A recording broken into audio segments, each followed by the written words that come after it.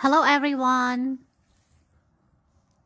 For today's mini vlog, i-flex ko lang tong crab apple na common na nakikita sa aming area dito sa Canada. Although meron po tayo nito sa ating backyard, nandito po tayo sa trail park.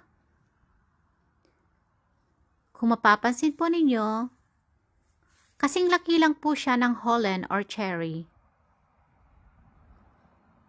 At natikman na nga rin po natin ito. Pero di po siya kasing sarap or kasing lasa ng regular apple na nabibili sa market. Pero ideal daw po ito for making jams, jellies, and sauces.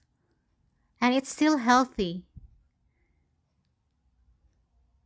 Sana nagustuhan niyo po itong video na to. Thank you for watching!